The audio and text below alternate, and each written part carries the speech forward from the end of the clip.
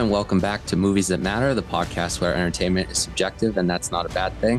This is your host, Chris Flaherty, here in the podcast studio at Burlington Cable Access Television. Today, we're here to talk about two films. The first is The Karate Kid, released by Columbia Pictures on June 22nd, 1984. It was directed by John G. Avildsen from a script by Robert Mark Kamen.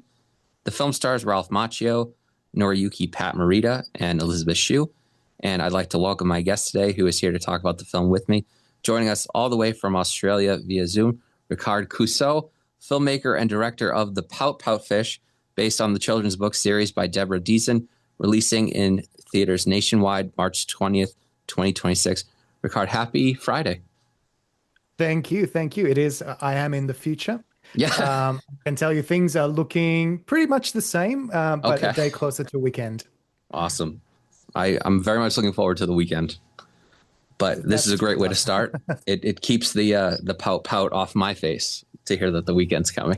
Good one. Yes, yeah, yes. Thank you. All right, so Karate Kid, let's get right into it. In your own words, can you tell me, what is this film about? It's a good question because, it's a film that I've seen thousands of times, but I've never had to articulate what the film is about. But to me, it's a story about a 17-year-old kid trying to find his place in the world. It's Daniel LaRusso, who's, moved to California, and he's just trying to figure out, what life is like. And I think at the start of the movie, he's pretty lost, and he finds this kind of master, that shepherd, that kind of gonna help him through life, sort of thing, which is Pat Morita's Mr. Miyagi. And you could say it's a sports movie, and it's a movie about karate, but to me it is definitely, and that's what makes it special for me. It's just a story about a kid trying to find his place. Yeah, awesome. Do you remember how you first discovered the film? I think I had a VHS copy of it, and Nice. And I had that one, and I had the second one, and I just watched them on repeat. And Awesome. I must have been about 6, 7 years old. I think it was just in that time where movies started to be a thing of I know what movies are, and just being engrossed about watching them over and over again. Really, what stuck out with you when you first watched The Karate Kid?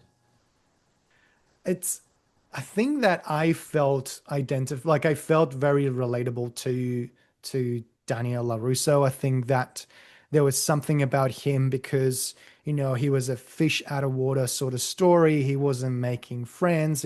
Back then I wasn't making many friends myself either. I was like this scrawny little kid. And I think that to me, it was the wonder of that journey he takes, and kind of like the big moments of, discovering Mr. Miyagi, and discovering that, he's good at karate, and everything that leads up to this incredible ending.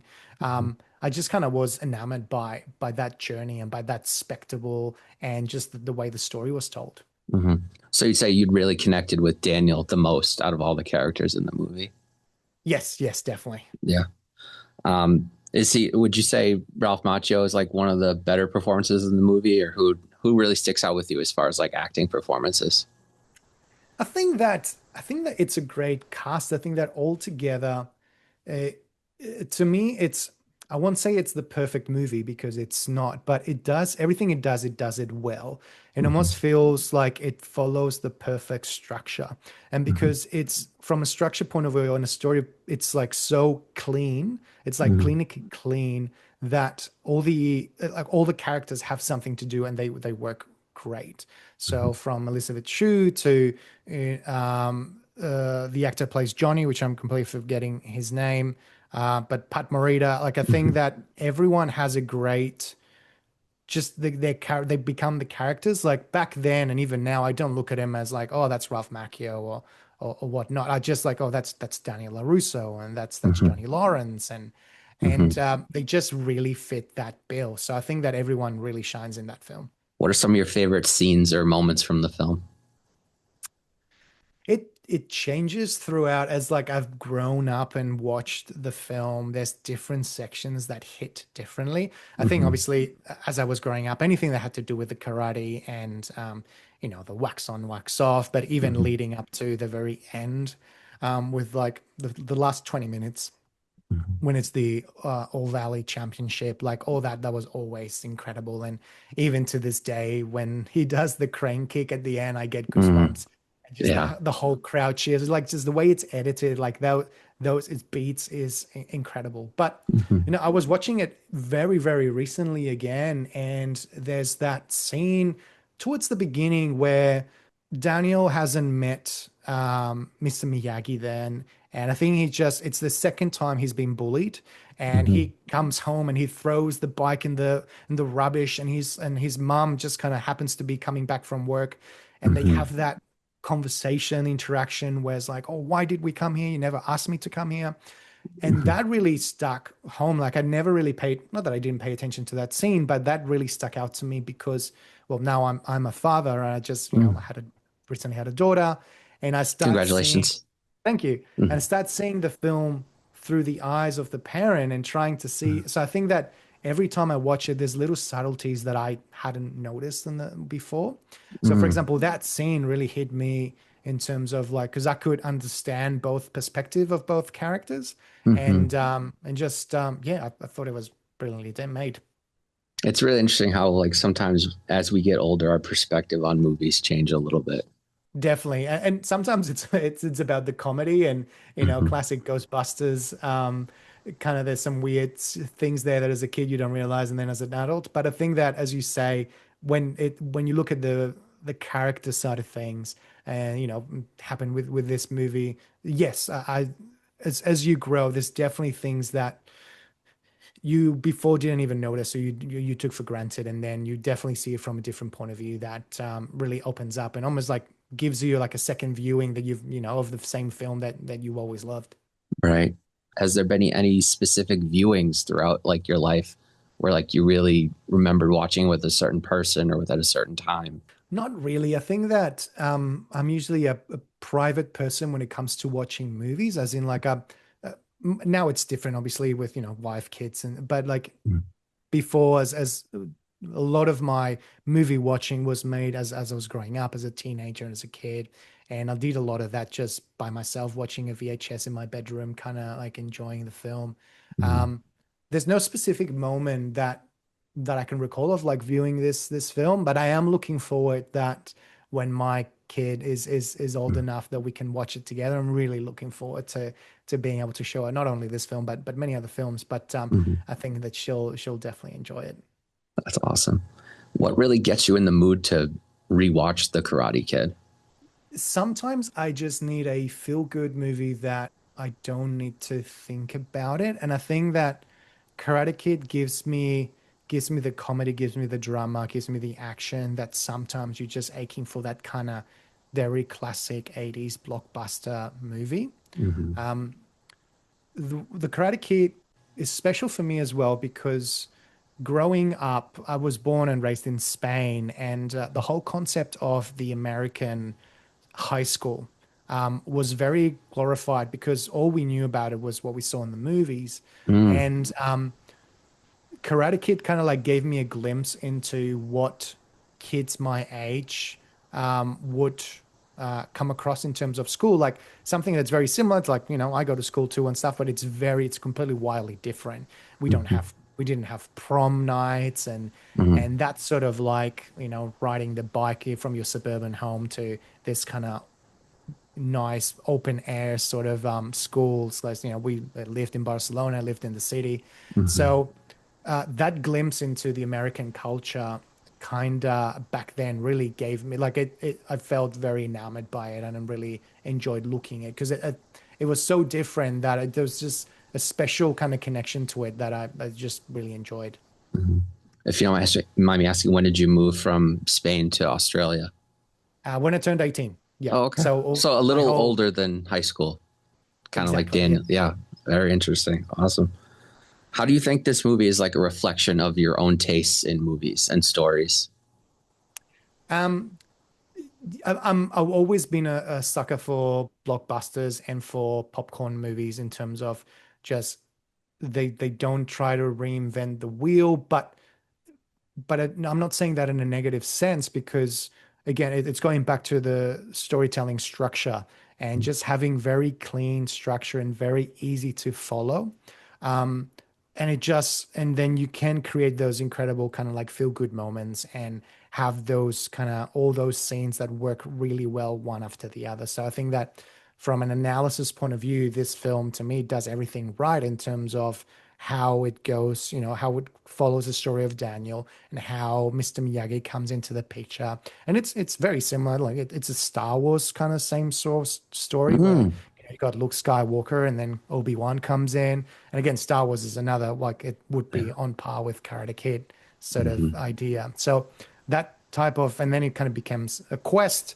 Obviously, Hmm. one is defeat the Death Star, and this one is win the All Valley Championship, and you've got your villains. Like it's just very clean. You know all the players in that story, Hmm. and you kind of like know what's going to happen. But then when it does, it just feels very gratifying. So I think that it's just a very easy movie to follow, and it just feels good. I love that comparison to Star Wars. I'm never going to forget that. That is incredible. Wow, you're blowing my mind with that one.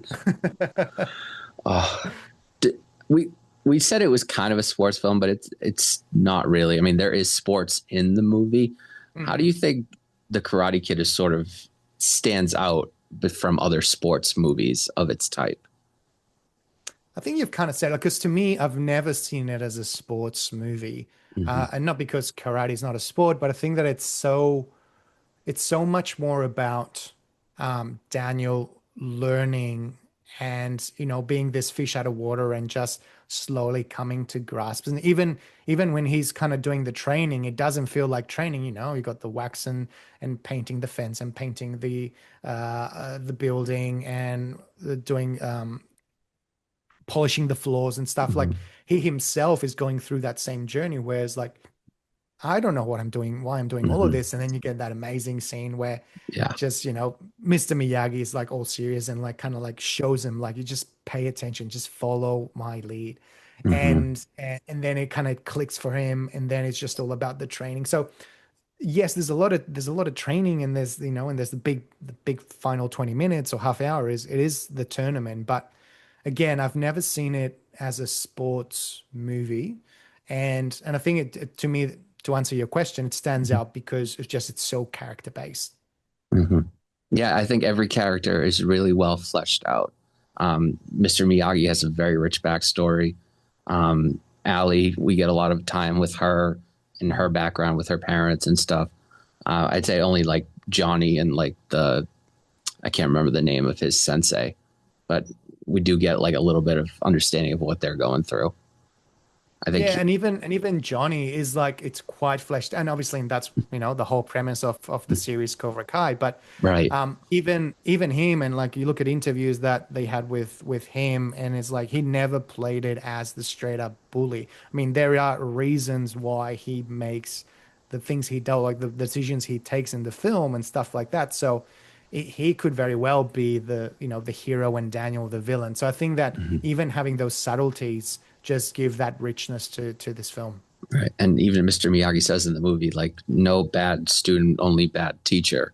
And we Hmm. definitely see like the teacher influencing the other Cobra Kai students in a very negative way. Exactly. Like when he tells, I can't remember his name, but he tells Yeah, sweep the leg. sweep the leg and basically do an illegal move on Danny and almost get Yeah. him knocked out of the tournament. Yeah. How do you think films like The Karate Kid sort of inspired your career path as a filmmaker? It's going back to the type of stories that I like to tell or Mhm. like how I approach directing films. I'm very analytical. I really like to break down the script and find those, beginning, middle, and ends and find those story engines and find, the reason that each scene exists in the script and how do we go like each scene has a starting point and end point. It's got an obstacle.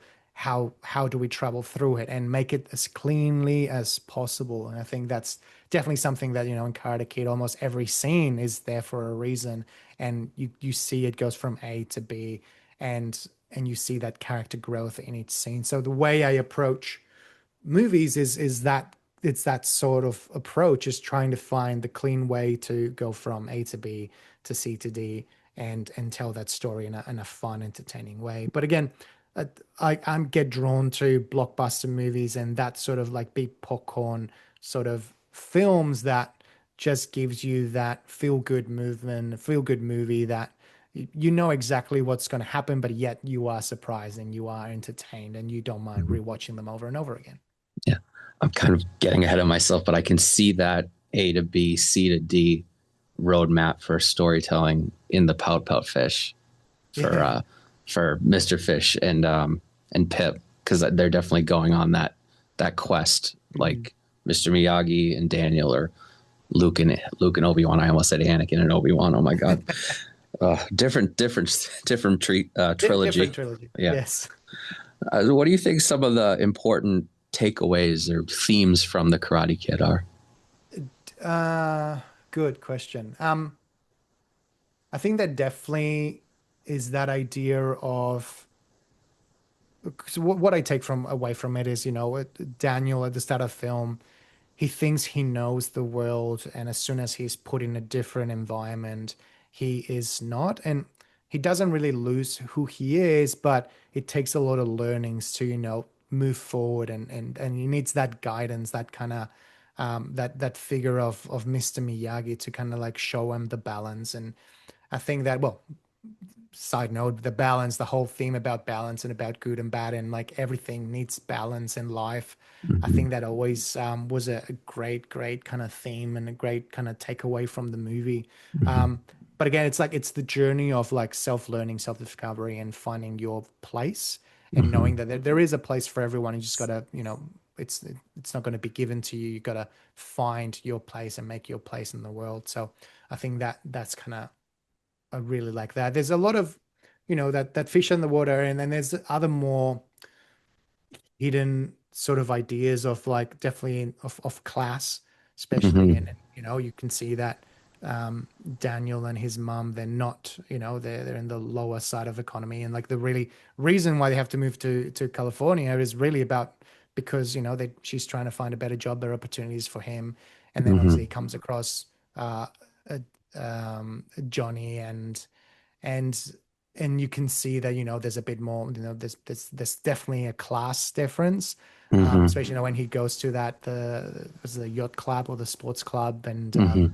he gets like a spaghetti on him. Yeah. I think that there's kind of like that level of thing as well. But again, like each character sees it differently. And Ali, as you said, like she does seem like she's well off and comes from a, rich parents family, but she doesn't see Daniel, like she doesn't make her decisions based on that. She really sees through it, and accepts Daniel for who he is, and that sort of thing. So again, it's themes that are very common in this type of film, but it's just well executed. Mm-hmm. When I was watching it, and I don't know if you saw the same thing, but I definitely saw some commentary on the immigrant experience, because you have Mhm. Daniel and his mother, Italian Americans, traveling across the country to California, which we can see from the high school. It's very predominantly a Caucasian population. Mhm. It's yeah, I mean, this is something that I didn't pick up until much later, just because in not that we don't have immigration in Spain at the time, but I don't think it was as we didn't have that big influx of multicultural. Like I think everyone back in the 80s, 90s, everyone's very Spanish or, Catalan, and everyone's kind of like in the same kind of idea society, which was not something that compared to, as you say, of like this, Italian heritage kind of coming into like a all American sort of family, that sort of thing. But I do agree that that message is there, and kind of it goes into the class theme as Mm-hmm. well. Yeah. But I don't think like the film dwells too much on it, but it is another texture, is another layer that just gives it that depth that it just seems to be oozing off the film. How, or I know you mentioned Karate Kid 2. What are your thoughts on the many sequels and Cobra Kai? I am a big fan of the second one. Mhm. Because I had it in VHS as well, and I watched it a lot. And I would say that I have a big love for Japanese culture, and I think part of it is really thanks to Karate Kid 2. There's just something about that culture and just the visuals of, and that Okinawa in the film, and that I Mhm. really enjoyed. Then, to be honest, I'm not the other ones that came out. I think the next Karate Kid and Karate Kid 3. Mhm. I've seen them, I watched them, but it's not something that I hold dear to my heart as I do Mhm. with one and two. And Cobra Kai, the series, I really enjoyed. Again, I think I did a really good job of harkening back to what made the original so special. Mhm.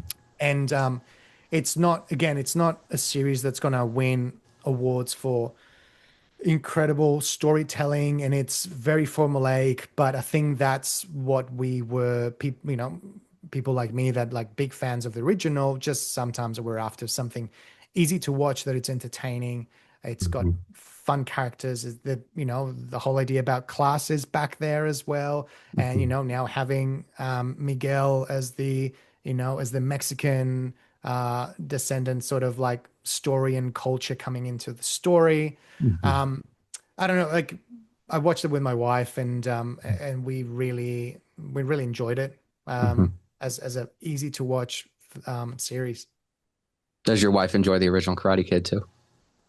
Not as big as a fan as I am.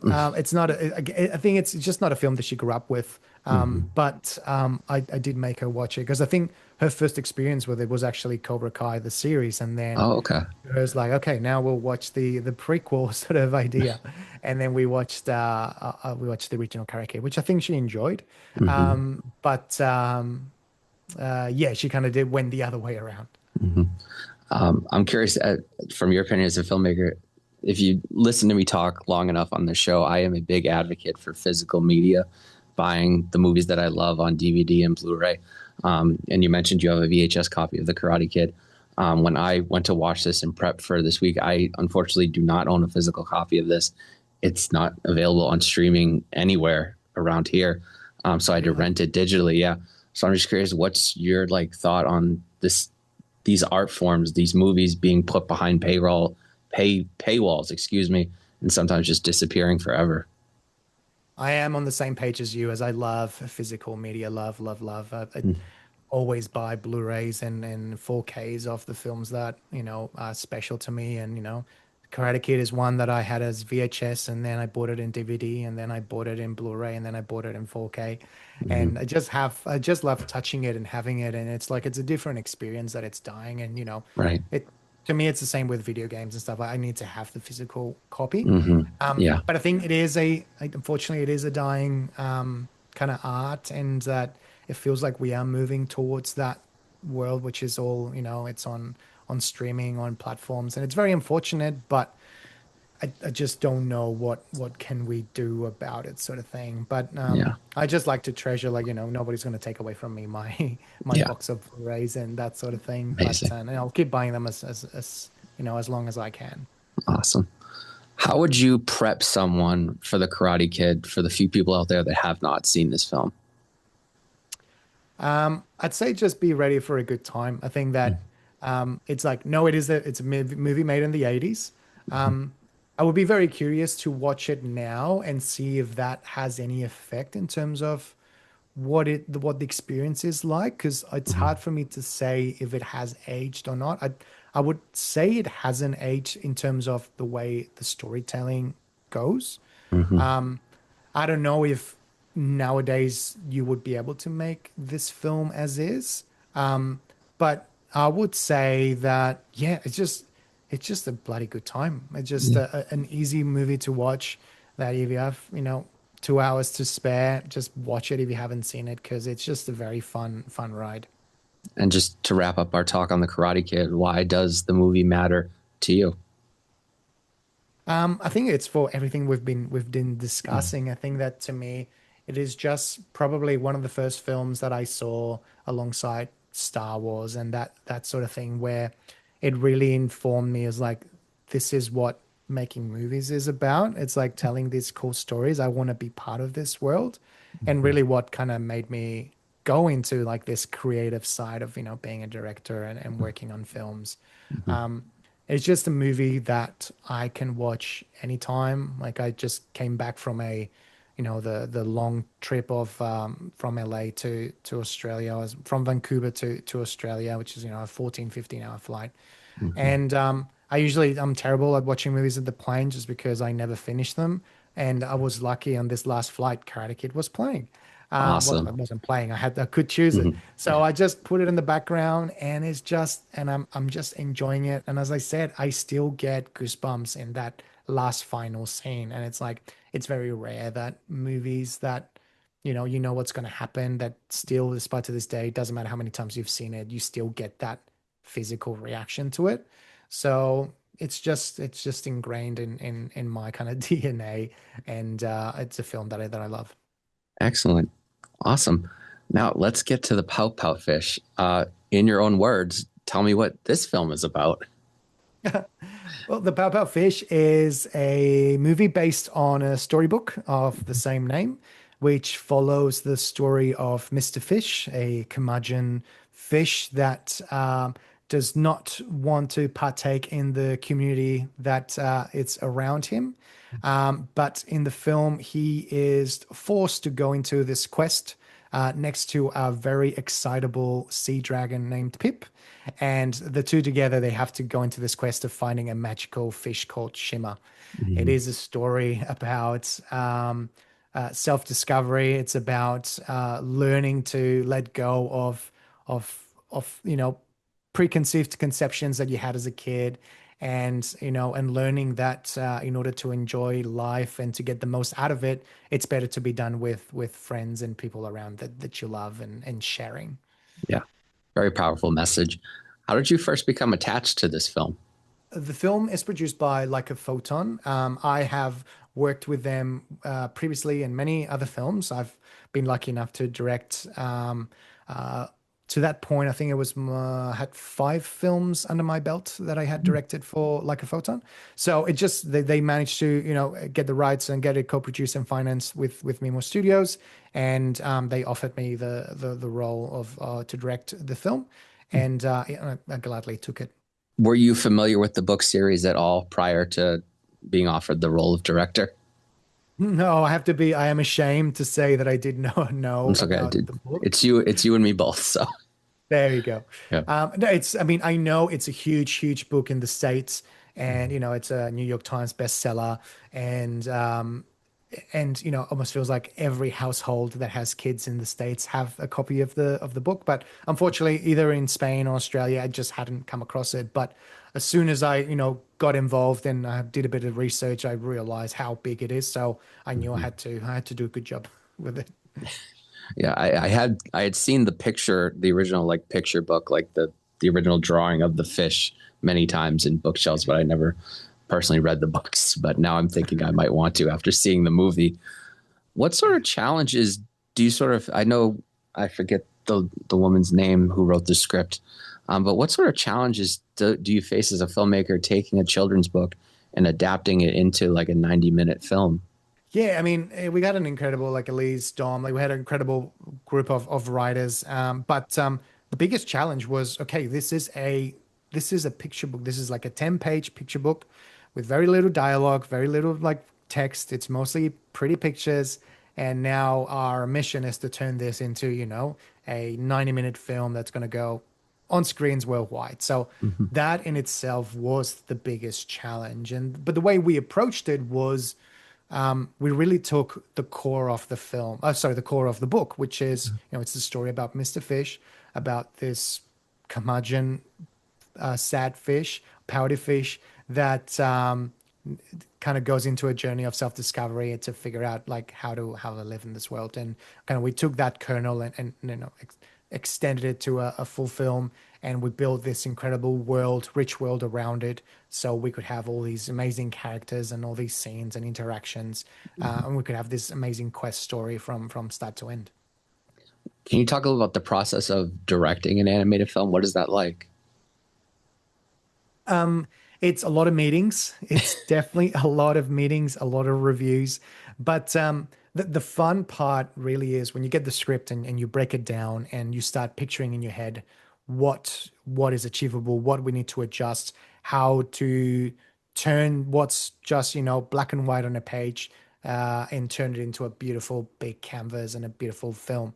I really relish what the section that I really like is the world building is when we start going into storyboards and we start creating the concept and talking to the artists and kind of just and it's definitely a collaboration between myself, the artist, and the writers to start bringing this world to life and start seeing all these pictures and all these ideas come together.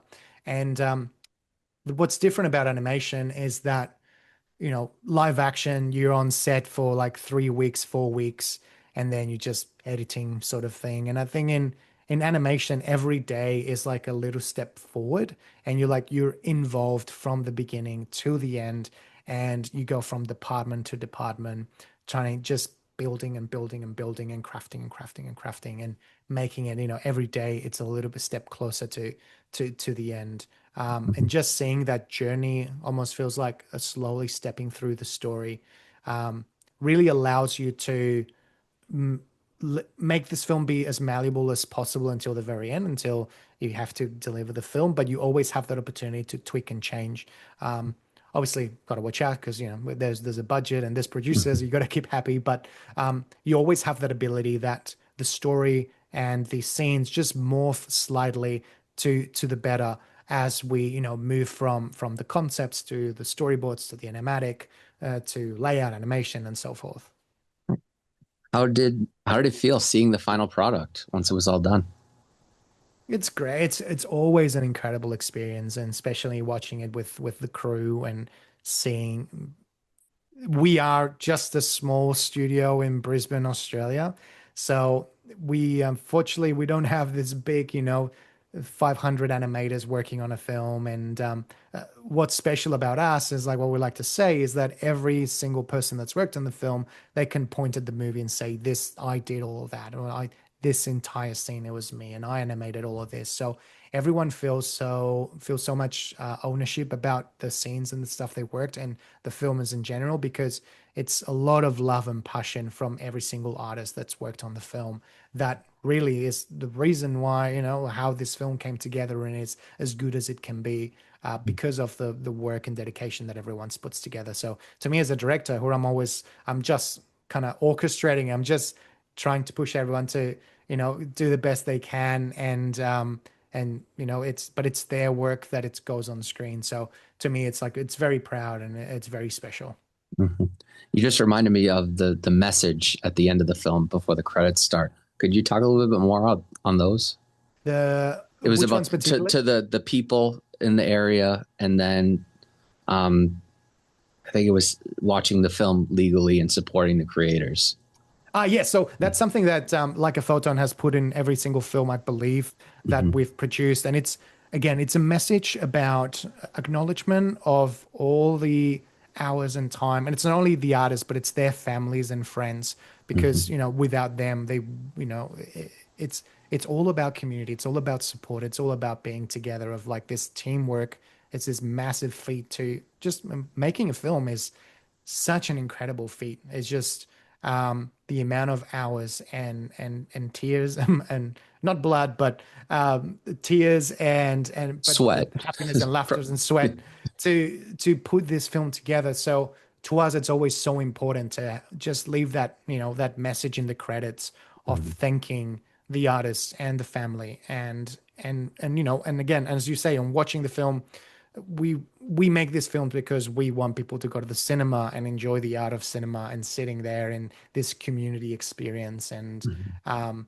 to us, it's very important. It's just like a little kind of nod to the work that it's been done. Yeah, it takes a village, and you definitely, not to get into spoilers, but you do definitely get that theme of building and protecting a community in the film. Definitely. Yeah. Without spoilers, what would you say some of your favorite scenes are in the film? I think one I like to go to is a very small scene that it's only 2 minutes, which is the flashback scene where we see Mr. Mm. Fish as he was a kid. because that really is it's a scene that maybe it wasn't originally, it didn't even need to be there, sort of thing, but it was very important to us to show the reason why Mr. Fish, the Pout-Pout Fish, is the Pout-Pout Fish. Hmm. And I don't know if I mentioned it, but like during the production of the film, I became a father, and Yes. that scene was crucial to me because it highlights the weight that a parent's ideology or words or wisdom has Hmm. that kids just take on themselves. Hmm. And and in this case, it's unfortunately it's a negative thing. It's we don't see it in the film, but we are to assume that Mr. Fisher's dad had a really bad experience with society, with community, and his Hmm. idea is that if you close yourself off, you will never get hurt. So Yeah. don't bother socializing, don't bother making friends because you are just leaving yourself out there to be hurt. So it's better not to do that, and then you won't suffer. And then Yeah. obviously that's the message that that little kid takes. Hmm. And 30 years later, this is the film, and we meet this Mr. Fish who just doesn't want to socialize. And then it's the whole film is what it takes for him to realize that he was seeing life through a different perspective that matters. It didn't give him the full potential of what it is to live life and open yourself up to yes, maybe a bit of suffering, but all the happiness and pleasure and that you're missing out. So me as the dad, that was crucial for me, Hmm. because it made me realize that everything that I do or say that my kid is seeing and watching will have an effect on Hmm. them. So it's to me it was a great message, to almost like a warning message of like, be the dad that you'd like your kids to be. That's awesome. I'm sure you can't wait to show your daughter this movie. Well, that's a funny thing. The first movie she's ever seen in the movies has been the Pout-Pout Fish. Oh, And it incredible. was it was incredible because yeah, it came out in Australia New Year's Day, Hmm. and yeah, we went to the movies and we Hmm. got some popcorn, and she was just turned 2, and we were a bit like, oh, I don't know if she's gonna sit through the whole film or she's gonna get restless, and she was loving it. She sat down and she watched it, and it's weird, like probably when she gets older she'll realize this, but as I was working, and I work from home occasionally, and I'll be reviewing shots, and she'll be next to me, and she'll be seeing Pow Pow Fish, and in very crude forms, or it's Hmm. just animation and stuff. So she's seen this film become what it is. Hmm. So I think it's a very special thing to finally share it and see it with her. That's really sweet. You always remember your first trip to the movie theater, Yes, and you will too, obviously. of Um, course, yeah. when I was watching the movie, and maybe it's just because it's something that I struggle with, I saw a lot of themes of social anxiety coming from a lot of the characters' journeys throughout the film. Was that something you intended to come across when you were making the film? Well, it's definitely one of the elements of Mr. Fish, of him and how to deal with, yeah, because it can be very confronting. And I myself, I'm not the best person at, I would consider myself an introvert as well, and not great at, being in big social, kind of gatherings and being around a lot of people. So it was definitely a part of the message of how to not really beat that fear, because we are how we are, and that's the thing about the film, like everyone has its own quirks, and you don't have to change those quirks, but sometimes a little bit of risk gives you a big reward, sort of thing. And Hmm. sometimes just because you would rather stay home, watch a movie rather than going out or socializing, Hmm. you might be missing out on something that you just never knew it was there. But again, not saying that anyone that's introvert has to go out and socialize, but just saying, hey, sometimes sometimes it can be fruitful. Sometimes there is a different side to the coin here, where just befriending someone or just going into this adventure that usually you would never do in a million years, but you're kind of forced to do it, then you Hmm. discover this whole different world.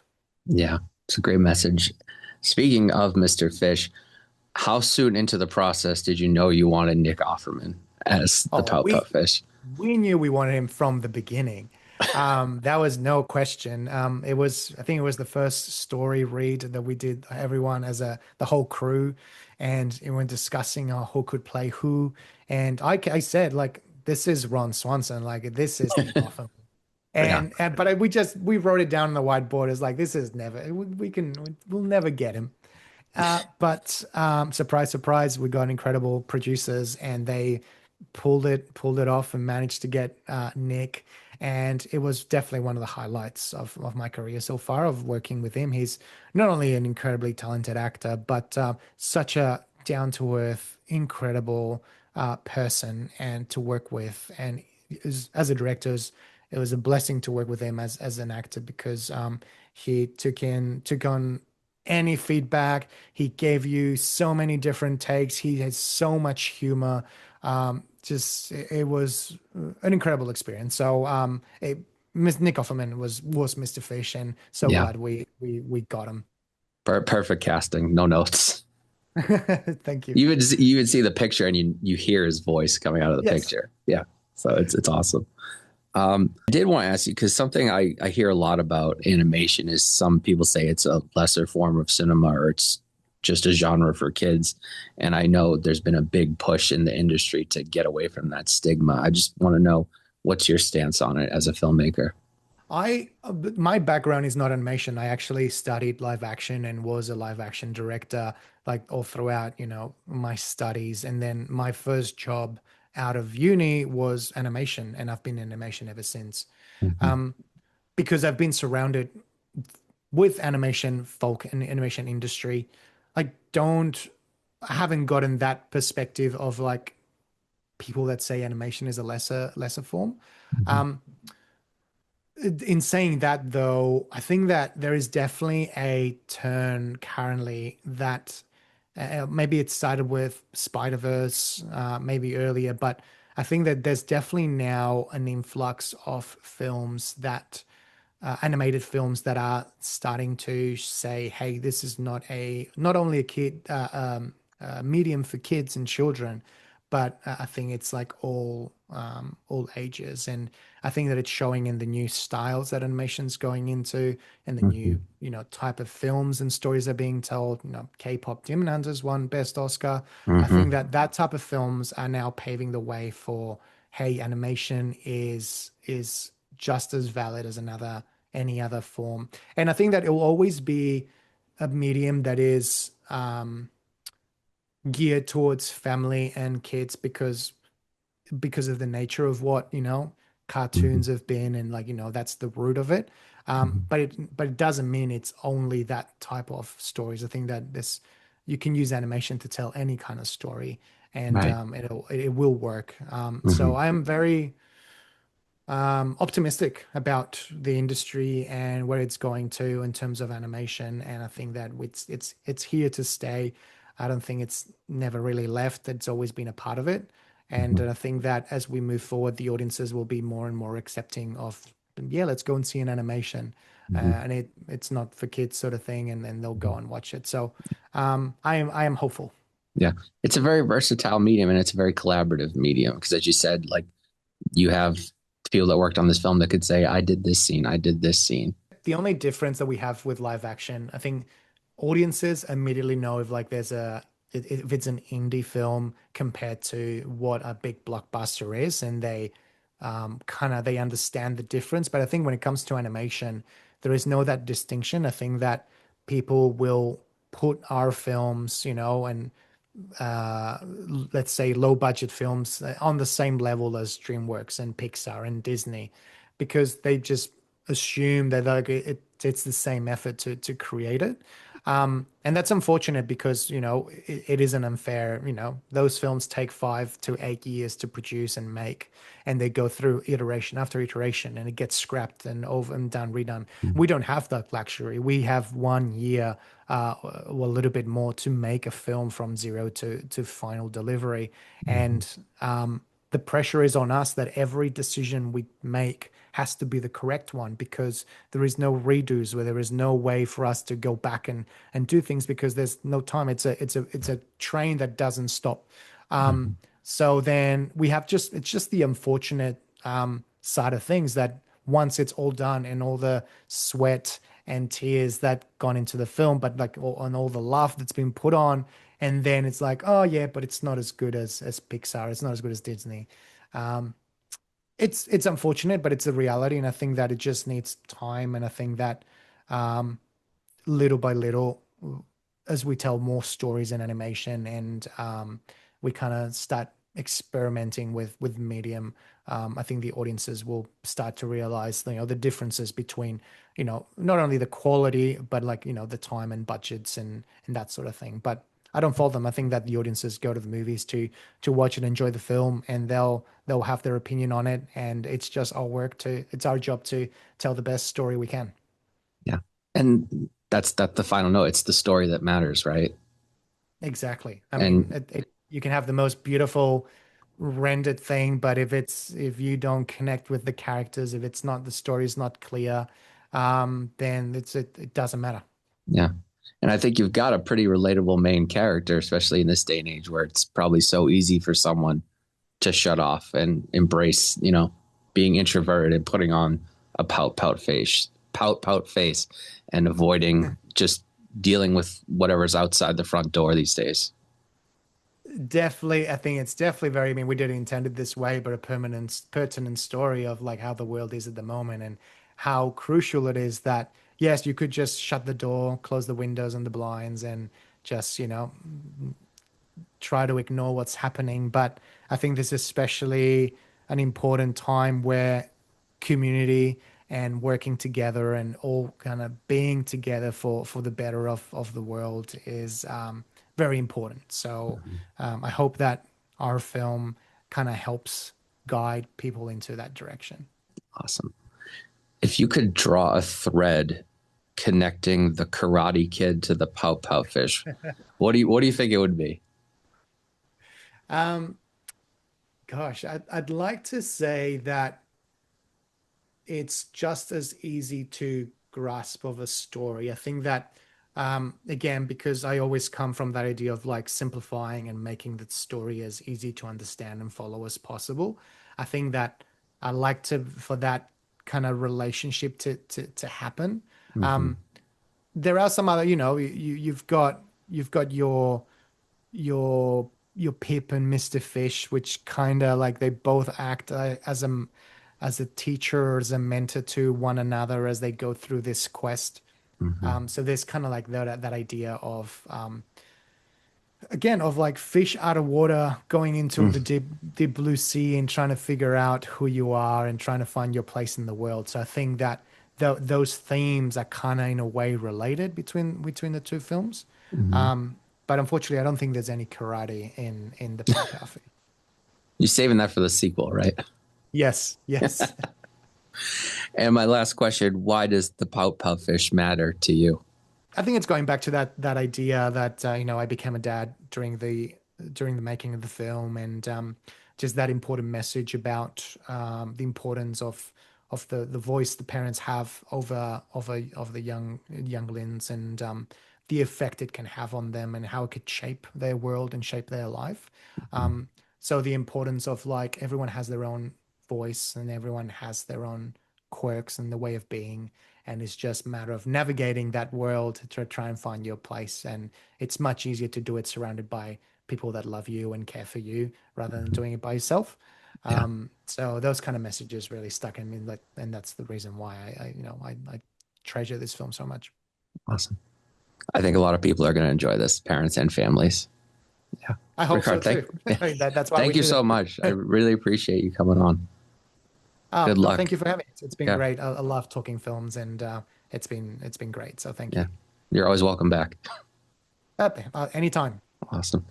All right, folks, thank you for coming back for another episode of Movies That Matter. Remember, the Pout-Pout Fish is in U.S. theaters now. Bring your kids and have a nice day at the movies. As always, you can find Movies That Matter on Spotify, YouTube, or wherever you find your podcasts. If you'd like to get in touch with me about the show, you can reach me either at Gmail or Instagram at Movies That Matter Pod. And you can also be my friend on Letterboxd at Chris Loves Films.